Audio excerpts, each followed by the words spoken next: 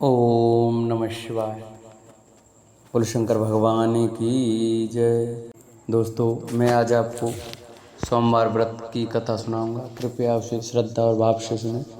इस कथा को सुनने से और इस व्रत को रखने से हमें पुत्र की प्राप्ति और पुत्र की दीर्घायु प्राप्त होती है। इसलिए इस कथा को जरूर सुनें, जिससे कि हमारे यहाँ पुत्र हो और उसकी दीर्घायु हो। जो भक्त हमारे चैनल पर नए आए हैं वो हमारे चैनल को सब्सक्राइब करें, वीडियो को लाइक करें और कमेंट में हर हर महादेव अवश्य लिखें। सोमवार व्रत की कथा। पहले समय में किसी नगर में एक धनी व्यापारी रहता था। दूर दूर तक उसका व्यापार फैला हुआ था। नगर के सभी लोग उस व्यापारी का सम्मान करते थे। इतना सब कुछ से संपन्न होने के बाद भी वह व्यापारी बहुत दुखी था, क्योंकि उसका कोई पुत्र नहीं था, जिसके कारण अपने मृत्यु के पश्चात व्यापारी के उत्तराधिकारी की चिंता उसे हमेशा सताती रहती थी। पुत्र प्राप्ति की इच्छा से व्यापारी प्रत्येक सोमवार भगवान शिव की व्रत पूजा किया करता था और शाम के समय शिव मंदिर में जाकर शिव जी के सामने घी का दीपक जलाया करता था। उसकी भक्ति देखकर माँ पार्वती प्रसन्न हो गईं और भगवान शिव से उस व्यापारी की मनोकामना पूर्ण करने का निवेदन करने लगे। भगवान शिव बोले, इस संसार में सबको उसके कर्म के अनुसार फल की प्राप्ति होती है। जो प्राणी जैसा कर्म करते हैं उन्हें वैसा ही फल प्राप्त होता है। शिव जी द्वारा समझाने के बावजूद माँ पार्वती नहीं मानी और उस व्यापारी की मनोकामना पूर्ति हेतु वे शिव जी से बार बार अनुरोध करती रहीं। अंततः माता के आग्रह को देखकर भगवान भोलेनाथ को उस व्यापारी को पुत्र प्राप्ति का वरदान देना पड़ा। वरदान देने के पश्चात भोलेनाथ माता पार्वती से बोले, आपके आग्रह पर मैंने पुत्र प्राप्ति का वरदान तो दे दिया है, परंतु इसका यह पुत्र 12 वर्ष से अधिक समय तक जीवित नहीं रहेगा। उसी रात भगवान शिव उस व्यापारी के स्वप्न में आए और उसे पुत्र प्राप्ति का वरदान दिया और उसके पुत्र के 16 वर्ष तक जीवित रहने की भी बात बताई। भगवान के वरदान से व्यापारी को खुशी तो हुई, लेकिन पुत्र की अल्पायु की चिंता ने उस खुशी को नष्ट कर दिया। व्यापारी पहले की तरह सोमवार के दिन भगवान शिव का विधिवत व्रत करता रहा। कुछ महीनों के बाद उसके घर अति सुंदर बालक ने जन्म लिया। घर में खुशियां भर गईं। बहुत धूमधाम से पुत्र जन्म का समारोह मनाया गया, परंतु व्यापारी को पुत्र जन्म की अधिक खुशी नहीं हुई, क्योंकि उसे पुत्र की अल्पायु के रहस्य का पता था। जब पुत्र 12 वर्ष का हुआ तो व्यापारी ने उसे उसके मामा के साथ पढ़ने के लिए वाराणसी भेज दिया। लड़का अपने मामा के साथ शिक्षा प्राप्ति हेतु चल दिया। रास्ते में जहाँ भी मामा भांजे विश्राम हेतु रुकते, वहीं यज्ञ करते और ब्राह्मणों को भोजन कराते। लंबी यात्रा के बाद मामा और भांजा एक नगर में पहुंचे। उस दिन नगर के राजा की कन्या का विवाह था, जिस कारण पूरे नगर को सजाया गया था। निश्चित समय पर बारात आ गई, लेकिन वर का पिता अपने बेटे के एक आंख से काने होने के कारण बहुत चिंतित था। उसे वह था कि इस बात का पता चलने पर कहीं राजा विवाह से इनकार न कर दें, इससे उसकी बदनामी भी होगी। जब वर के पिता ने व्यापारी के पुत्र को देखा तो उसके मस्तिष्क में एक विचार आया। उसने सोचा, क्यों ना इस लड़के को दूल्हा बनाकर राजकुमारी से विवाह करा दूं। विवाह के बाद इसको धन देकर विदा कर दूंगा और राजकुमारी को अपने घर नगर ले जाऊंगा। वर के पिता ने लड़के के मामा से संबंध में बात की। मामा ने धन मिलने के लालच में वर के पिता की बात स्वीकार कर ली। लड़के को दूल्हे का वस्त्र पहनाकर राजकुमारी से विवाह करा दिया गया।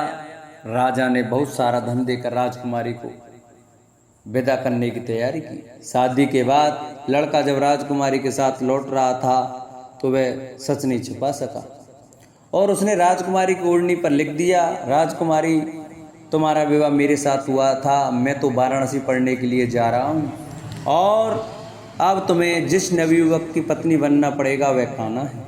जब राजकुमारी ने अपनी ओढ़नी पर लिखा हुआ पढ़ा तो उसने काने लड़के के साथ जाने से इनकार कर दिया। राजा सब बातें जानकर राजकुमारी को महल में रख लिया। उधर लड़का अपने मामा के साथ वाराणसी पहुंच गया और गुरुकुल में पढ़ना शुरू कर दिया। जब उसकी आयु 16 वर्ष की हुई तो उसने यज्ञ किया। यज्ञ की समाप्ति पर ब्राह्मणों को भोजन कराया और खूब अन्न वस्त्र दान किया।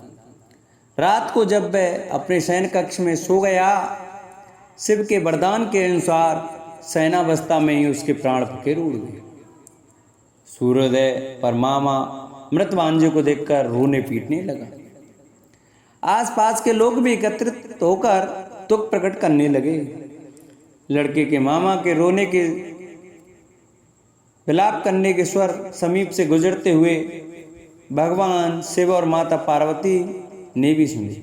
पार्वती ने भगवान से कहा, हे प्राणनाथ, मुझे इसके रोने के स्वर सहन नहीं हो रहे हैं। आप इस व्यक्ति के कष्ट को अवश्य दूर करें। भगवान शिव ने पार्वती के साथ अदृश्य रूप में समीप जाकर देखा तो भोलेनाथ पार्वती से बोले, यह तो उसी व्यापारी का पुत्र है जिसे मैंने 16 वर्ष की आयु का वरदान दिया था। इसकी आयु पूरी हो गई है। मां पार्वती ने फिर भगवान शिव से निवेदन कर उस बालक को जीवन देने का आग्रह किया।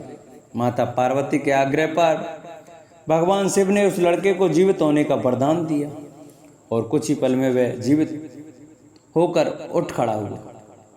शिक्षा समाप्त करके लड़का मामा के साथ अपने नगर की ओर चल दिया। दोनों चलते हुए उसी नगर में पहुंचे जहां उसका विवाह हुआ था। उस नगर में भी यज्ञ का आयोजन किया। समीप से गुजरते हुए नगर के राजा ने यज्ञ का आयोजन देखा और उसने तुरंत ही लड़के और उसके मामा को पहचान लिया। यज्ञ के समाप्त होने पर राजा मामा और लड़के को महल में ले गया और कुछ दिन उन्हें महल में रखकर बहुत सा धन वस्त्र आदि देकर राजकुमारी के साथ विदा कर दिया। इधर भूखे प्यासे रहकर व्यापारी और उसकी पत्नी बेटे की प्रतीक्षा कर रहे थे। उन्होंने प्रतिज्ञा कर रखी थी कि यदि उन्हें अपने बेटे की मृत्यु का समाचार मिला तो दोनों अपने प्राण त्याग देंगे। परंतु जैसे ही उसने बेटे के जीवित वापस लौटने का समाचार सुना तो वह बहुत प्रसन्न हुआ। वह अपनी पत्नी और मित्रों के साथ नगर के द्वार पर पहुंचा।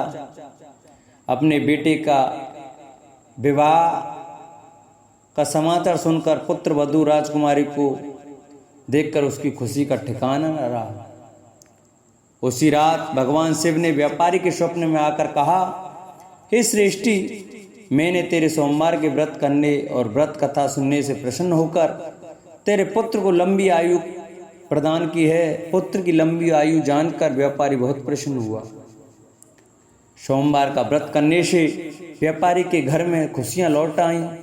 शास्त्रों में लिखा है कि जो स्त्री पुरुष सोमवार का विधिवत व्रत करते हैं और व्रत कथा सुनते हैं, पढ़ते हैं, उनकी सभी मनोकामनाएं भगवान शंकर और माता पार्वती पूरी करते हैं। तो हर भक्तों को सोमवार का व्रत करना चाहिए जिससे कि शंकर भगवान और माता पार्वती हम पर कृपा अपनी बनाए रखें। बोलो शंकर भगवान की जय। जिन भक्तों को हमारी कथा अच्छी लगी हो वो हमारी कथा को ज़्यादा से ज़्यादा शेयर करें जिससे और भक्त भी हमारी कथा को सुन सकें। हमारे चैनल पर नए आए वो हमारे चैनल को सब्सक्राइब करें, वीडियो को लाइक करें और कमेंट में ओम नमः शिवाय अवश्य लिखें। बोलो शंकर भगवान की जय।